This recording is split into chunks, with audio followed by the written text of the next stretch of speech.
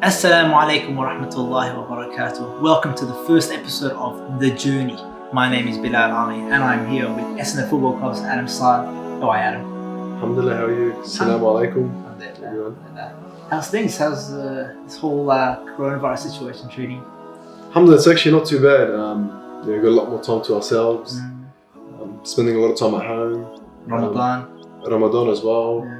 Obviously playing footy and I've been able to break fast at home every single day, which has been a blessing. Alhamdulillah. Alright, let's go straight into it. Let's talk about your career. We're going to talk about your career. We're going to talk about Dean, the impact it's had. But let's start at the very beginning, even before you got to the AFL. Growing up, what sport did you play? Was it always AFL, or did you play maybe some football, some round ball, anything like that? Yeah, so my family's pretty sporty. Going back to my dad, my uncles, my aunties. So I've always loved footy. I remember my first game at 6 years old. I think I was wearing basketball shorts. I got the ball and I got scared, so I threw it away. So this sport's probably not for me. But alhamdulillah, I've come a long way since then. But you play social sports, futsal, basketball. We used to play at the park with my cousins, cricket. Just about every sport, but the sport that we really loved was footy. So it's been a part of our lives pretty much my whole life actually. And what would be like your earliest footy memory that you're actually fond of, not throwing the ball away? Probably my second or third year playing in a team. We've got probably 20 friends and relatives in it. And we came close to winning the grand final, but we lost 47-0. Oh, that close then. Not that close. Well, close enough. We went to the grand final, but yeah, so far away from actually winning it. But during those times it was pretty fun. Alhamdulillah. Alright, so you've been playing AFL. You've been playing footy. Everyone says AFL instead of footy. You've been playing footy, yeah? And then you've come up towards the AFL ranks. You're playing, obviously, state level. How was that time? Like, was it challenging for you? Obviously, as a Muslim, you might have to, sacrifice some things because you're getting towards the top level. Was it a difficult time for you? Yeah, sort of looking back at it, you learn so much from your journey. I've always wanted to become an AFL player. It's always been a dream. You never compromise your deen. Deen's always number one in our lives. And coming through the ranks, I played West Coburg for my junior career. And then I made my way through to Calder Cannons in the TAC Cup. So the age or the draft range is 8 from 18 onwards you can get drafted. So for me, I missed out 2 years or 3 years actually before I got drafted. So I got drafted at 20 or 21. Now during that period when you miss out on the draft at 18 and it's been a dream of yours for your whole life, it was actually pretty shattering. Like, you grow up trying to live out your dream and you say hopefully inshallah one day it can become true, and then it doesn't. You don't question yourself, but you just try to get more into your deen and strengthen your religion, and everything's from Allah. It's the qadr of Allah and it's Allah's plan, whatever happens. And I went on to VFL for Coburg. My first year there, I struggled to get a game in the top team, so in the senior team. But I've always had faith in my ability. I always had belief. Allah just instilled that belief in me, and alhamdulillah, 2014 I got drafted to Gold Coast, and at the same time I was leaving my family and leaving home. So I couldn't get the best of both worlds, but alhamdulillah, we always have faith in Allah's plan. I just matured a lot more ever since I went to the Gold Coast. People don't understand, like I live here. If I'm living in my street in Brunswick, I've got probably 5 of my relations that have houses here. So my grandparents live here. I've got 2 or 3 uncles. My parents live across the road now. Or I live across the road to my parents now. So we see each other every single day. So from going to see each other every single day and enjoying each other's company and just always being there for each other, to getting drafted, and then within one day, you go from living in Victoria, Melbourne, to living on the Gold Coast.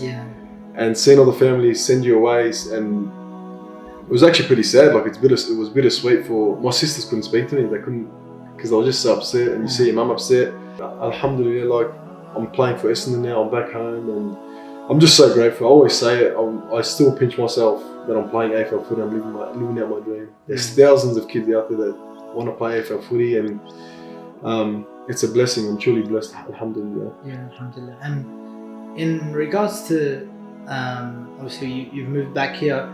Do you feel like moving back to Melbourne has helped you as well with your deen? So obviously being around family, around friends again. I guess maturing up a bit more and then coming back, and it's exactly what we're going through now. For me, I play footy, and alhamdulillah we got our deen to fall back on. Allah can take anything away from you at any second. So when I went to the Gold Coast, I couldn't see my family. It seems easy, but like being able to just go see family or friends, I wasn't able to do that. So I had to FaceTime, I had to call them, and that's what I learned a lot. Like we have to really appreciate what we have, and maturing up and then coming back to Melbourne. Alhamdulillah, like everything happens for a reason. And when you look back and take the learnings out of everything, you truly understand what Allah is the best of planners, and it's truly amazing. And I guess for my deen, it's the way of life. Praying 5 times a day, waking up, teaches you mental resilience. Reading hadiths and reading the stories of the prophets and the companions and the way they went about their lives, it just teaches us so much. And yeah, it's hard to explain actually. It's actually very hard to explain, but our deens or my religion's everything to me, and alhamdulillah, it's a blessing. Yeah, so it's safe to say, like, if I were to ask you what kind of impact has your deen had on your career, you'd say pretty much had all the impact. It's had pretty much all the impact. Getting to the Gold Coast, a lot of the boys didn't know what our religion was, so it was my responsibility to go up in front of them and tell them and teach them, and they were asking a lot of questions. Then they learned about Ramadan. A few of the players fasted with me. So we just had to teach them. So they set out a prayer room for me. It's really staying staunch to our religion. It's making sure we don't compromise our religion for anything. When it's time to pray, we go make wudu, we clean ourselves, purify, and then we go and pray.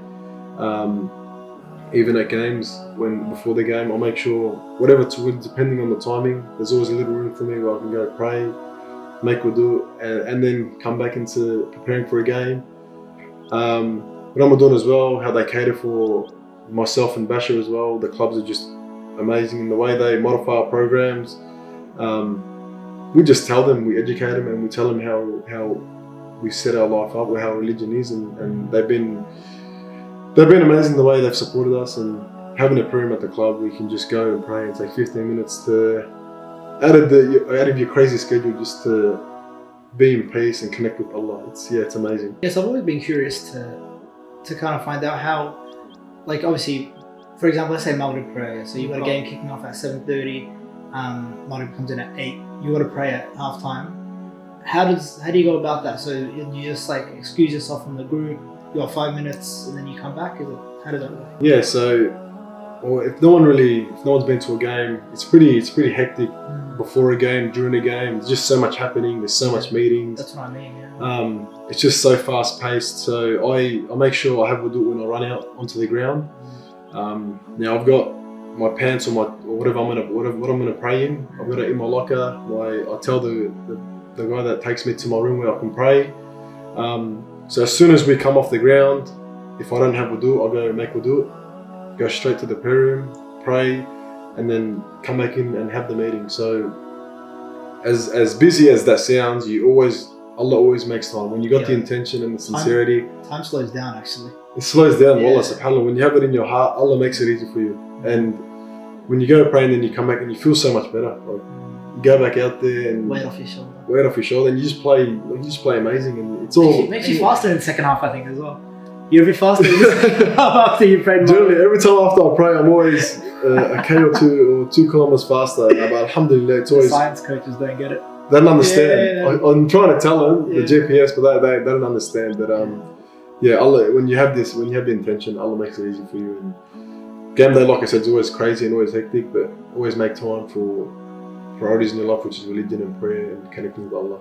Yeah. So what are your plans for the future now after this pandemic passes? I plan to, inshallah, extend my contract, but Allah's the best of planners. Like, we're not, like, we can say, why we're doing this, why we're happening. Nah, Allah, we know everything's happening for a reason. This is Allah's plan, and inshallah, when we take a step back, when we come out of this, we're going to understand why it happened.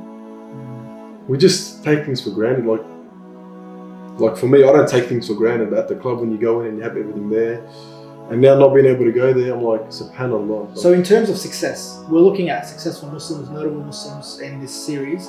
What is your definition of success? You know, it might be different to some of your teammates, for example. Yeah, it's a good question, because everyone, I think as you mentioned, everyone's definition of success is completely different. When you're playing footy, the ultimate success is to win a premiership and be a part of that with the whole club and your teammates. And I think success for me, I can't really get a grasp on it, because alhamdulillah, Allah's blessed me to live out my dream every single day. Now, if that looks like success, I'm not sure. All I can say is being able to live out my dream and, you know, have an impact on the younger or the community, or some of the Muslims in the community, or just the wider community, on their lives. Having academies with which you can help people and help them fast track the development and footy development, help them to be better people. Yeah, it's a broad question, but for me, being able to play AFL, help my family out, have a good relationship with my family, having good health. Alhamdulillah, Allah's blessed me to be able to have a roof over my head, to have food on the table, to be able to get up every day, to walk, to talk, to see, to hear. I don't know if you can't really sort of measure that success, but that's the success look like that. I feel like it does. Like when Allah gives you this chance to get up in the morning and to better yourself and improve yourself as a Muslim and as a person, and to help out, there's nothing more important. Yeah, 100%. Footy is important, but like I always say, just say alhamdulillah every time we wake up in the morning. And yeah, it's truly a blessing. I'm living out my dream every single day, and I'm never ever ungrateful. Like I always say, I'm pinching myself. I pinch myself every single day. Imposter syndrome, they call it. Yeah. Like, oh, this can't be happening to me. It's. I really can't believe you see a name on the locker, you see your number 42, you see some of your family wearing your Guernsey number, you see some kids wearing your Guernsey number, people notice you on the street. Like it's sort of embarrassing. Like I'm naturally pretty shy, like, but it's embarrassing. But like I always say, alhamdulillah, if I can be a role model, if I can help out, and Bash has been amazing, paving the way for Muslims, and the way he goes about things, he's been a massive role model for me. So yeah, can't really say much more. All right, let's finish with 3 things you would say to the Muslim community. So obviously we're going through a pandemic, we've touched on that, but coming out of this, inshallah, or even in Ramadan, what 3 things be that you would say to them? Well, this pandemic's taught us a lot. Yeah, taught us so much, and as I mentioned previously, it's just not compromising for our religion, for our deen. Try praying every prayer on time, inshallah. I think the big or a massive thing that I've learned is the time Allah's given us now. So we've got so much more time on our hands now. I know a lot of people play PlayStation or whatever they may do. It's using the time wisely, whether it could be reading Quran, or memorizing surah, or working on pronunciation, or reading books on the companions and the prophets, and just gaining knowledge about our deen. So it's how we're using our time. Like, if you're reading Quran for 10 minutes and then playing PlayStation for 2 hours, I don't think that's using your time wisely. So Allah's allowing us to get closer to Him during this time. And what better way when you got more time in your household? Create a prayer room downstairs or somewhere in your house where, if you got no motivation, it motivates you to go in there, read Quran, pray. Just little things that you can help yourself with. For me, helping people is a big one. So not compromising our deen, using your time wisely. I've probably said 4 or 5 things. Helping others, and just always being happy. Have a smile on the face. It's still need a smile. Yeah. It's still need to be polite. It's still need to be respectful to a lot of people, to everyone, and just always be humble. We're all equal. Everyone's equal in this world. So be humble to each other and be nice to each other and enjoy life and be blessed for being able to wake up every day, and Allah's given us an opportunity to improve as Muslims and as people. Yeah. Inshallah. No, very well said. Very well said. I couldn't have put it better myself. Inshallah. All right, guys. Jazakumullah khair. Thanks so much for watching the first episode of The Journey, brought to you by Human Appeal. And until next time, guys. Assalamu alaikum, and take care of yourselves. Bye.